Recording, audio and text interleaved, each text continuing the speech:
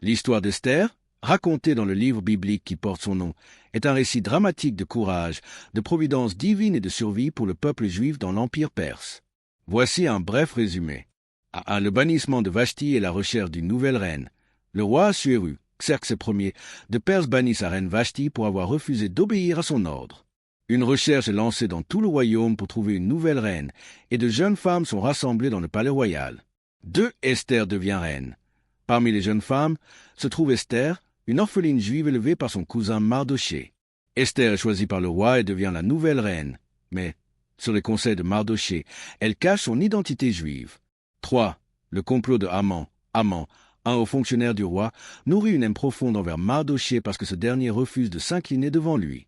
Animé par cette haine, Haman complote pour exterminer tous les Juifs de l'Empire, obtenant un décret royal à cet effet. 4. L'intervention de Mardochée. Lorsque Mardochée apprend le décret, il exprime publiquement son deuil et exhorte Esther à intercéder auprès du roi pour sauver son peuple. 5. Le courage d'Esther.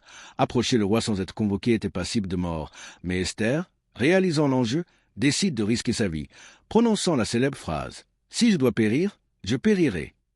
Elle invite le roi et Haman à 2 banquets. 6. Le renversement de situation. Lors du second banquet, Esther révèle son identité juive au roi et dénonce Haman comme l'instigateur du complot visant à détruire son peuple. Le roi, furieux, ordonne que Haman soit pendu à la potence qu'il avait préparée pour Mardochée. 7. Le salut des Juifs et l'établissement de Pourim. Le décret de Haman ne pouvait être annulé, mais le roi Assuéru autorise les Juifs à se défendre et à riposter contre leurs ennemis. Les Juifs sont victorieux, et pour commémorer ce grand salut, la fête de Pourim est établie, célébrée chaque année comme un jour de joie et de reconnaissance. L'histoire d'Esther est unique car elle ne mentionne pas explicitement le nom de Dieu, mais la providence divine est clairement visible à travers les coïncidences et les retournements de situation qui mènent au salut du peuple juif.